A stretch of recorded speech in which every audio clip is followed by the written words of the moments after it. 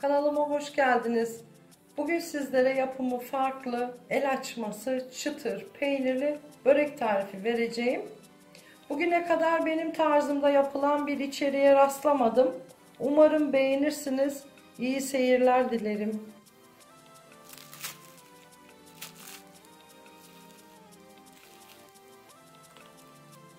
Bakın tel tel ayrılıyor, dökülüyor. Kıyır kıyır bir börek oldu. Hamurumuz için 1 su bardağı ılık süt, 200 mililitre bardak ölçüm, bir paket yaş maya, biraz karıştırıyoruz. 1 yemek kaşığı şeker ekliyoruz. Ve bir 5 dakika ön mayalanmaya bırakıyoruz. Ön maya işlemimiz tamamlandı. Şimdi sırasıyla bir tam yumurta ve bir yumurtanın beyazını içerisine ekliyoruz. 2 yemek kaşığı dolusu yoğurdumuzu ekliyoruz. O da yarım su bardağı ediyor. Yarım su bardağı sıvı yağ. 1 yemek kaşığı sirke. Yarım yemek kaşığı tuz. Şimdi bütün malzemeleri şöyle bir karıştırıyoruz. Ve artık yavaş yavaş unumuzu ekliyoruz.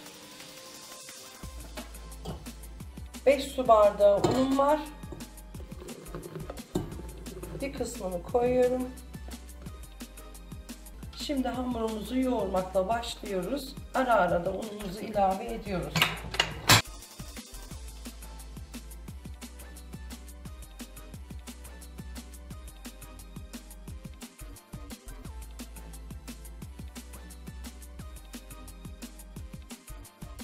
Hamurumuzu yoğurma işlemi bitti. Şimdi tezgahın üzerine un serpiyorum. Ve hamurumuzu alıyoruz. Hamurumuzu tezgahımızın üzerine aldık. Şöyle hafifçe unladık. Toparladık. Bakın gayet yumuşak bir hamur oldu. Şimdi tabağımızı alıyoruz. Üzerini kapatıyoruz. Ben fırını ısıttım. Havalar soğuk. Sadece 1 dakika ısıttım. Daha çabuk mayası geliyor fırının içerisinde ama sizin vaktiniz varsa üzerini bir şeyle kapatıp böyle de bekletebilirsiniz. Fırında 20 dakika beklettiğim hamurumun mayası geldi. Şimdi tezgahıma alıyorum. Tezgahımıza un serptik. Gördüğünüz gibi mayası gayet güzel geldi. Şimdi alalım.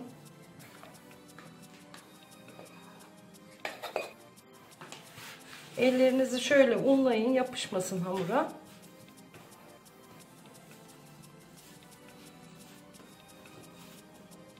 Gayet yumuşacık hamurumuz oldu. Şahane lezzeti olacak. Şimdi hamurumuzu 6 eşit parçaya bölüyoruz. Portakal büyüklüğünde olacak bezelerimiz.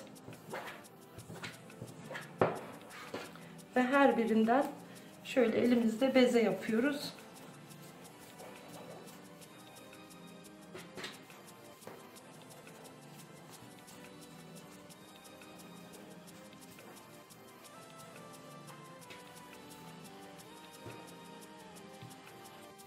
Şimdi bezelerimiz hazır. Tabağımızı unluyoruz hafif. Bezelerimizi içerisine alıyoruz. Ve bir streçle örtüp üzerini kurumasın diye kenara kaldırıyoruz ve ilk bezemizden başlıyoruz. Ben ilk önce merdane ile açıyorum. Benim öyle kolayıma geliyor. Siz tabii nasıl açarsanız o size kalmış. Hamur gayet güzel, yumuşak, çabucak açılıyor. Yumuşak hareketlerle açalım.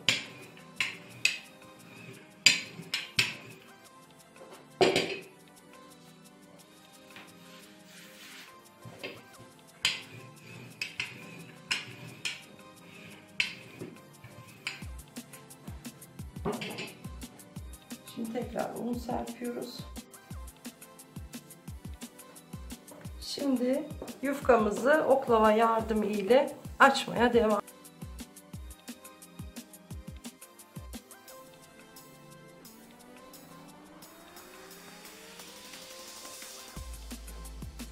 Yufkamın çapı 70 santim. Şimdi açtığımız yufkayı margarin veya tereyağı kullanabilirsiniz. Ben margarin kullandım bugün. Tereyağıyla daha lezzetli olacaktır. Yağlıyoruz.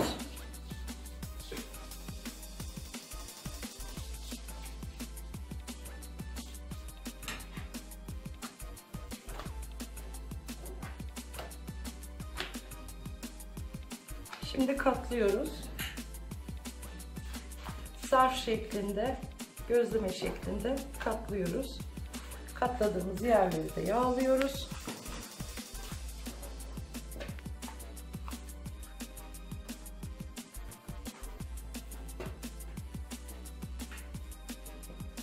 Ve bu hamurumuzu kenara alıyoruz. İkinci yufkamızı da açtık. Tekrar 250 gramdı bu arada yağım. Eritmiş olduğumuz yağımızı tekrar sürüyoruz.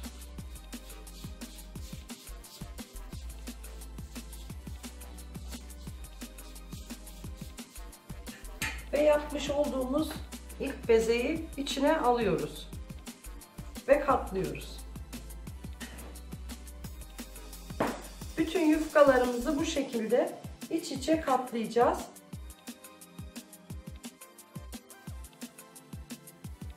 Şimdi geçelim öbür yufkamıza. Son yufkamızı da açtık, yağladık ve bütün 5 tane yaptığımız hamurumuzu içerisine alıyoruz. Hepsini bu şekilde katlayarak son yufkamıza geldik. Tekrar katlıyoruz, yağlıyoruz. Bu şekilde 54 katlı bir börek oluyor.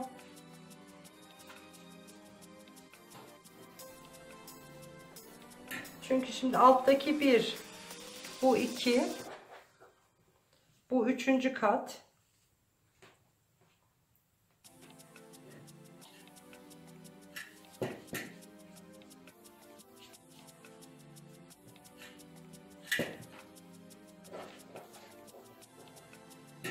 Üç de burada var. 6 oldu.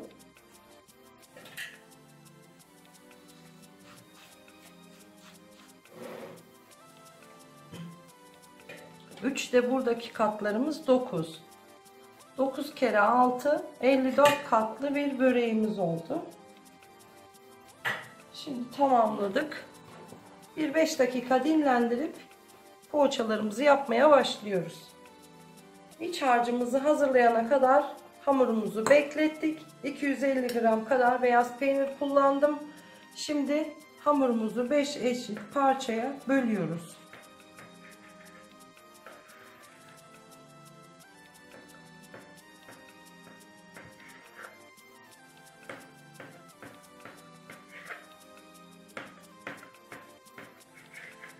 Böldük. Şimdi size katlarını göstereyim. Katları şimdiden belli. Kat kat nefis bir böreğimiz olacak. Bu parçayı da tekrar 5'e bölüyorum.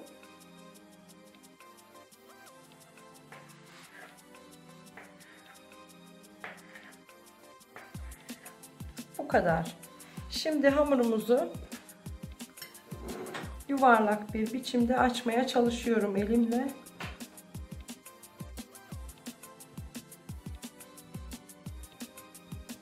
Şimdi bu katlarımız 54 katlı demiştik. Şimdi ikiye katladığımızda bunu 108 katlı bir böreğimiz olacak. Çıtır çıtır. İçerisine malzememizi koyuyoruz ve kapatıyoruz.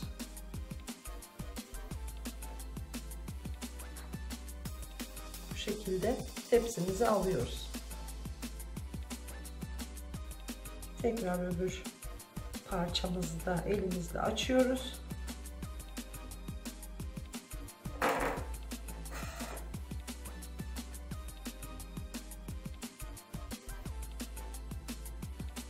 yuvarlak bir form vermeye çalışın.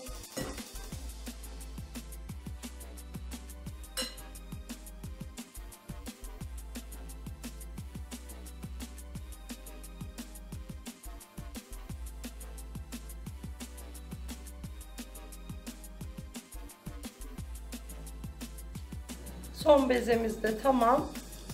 Böreklerimiz hazır. Yumurta sarımın içine margarinden 2 kaşık ekledim arkadaşlar. Artmıştı yağımdan. Üzerlerine sürüyorum. İsterseniz çörek otu, susam da koyabilirsiniz. Ben bugün hiçbir şey koymayacağım üzerine.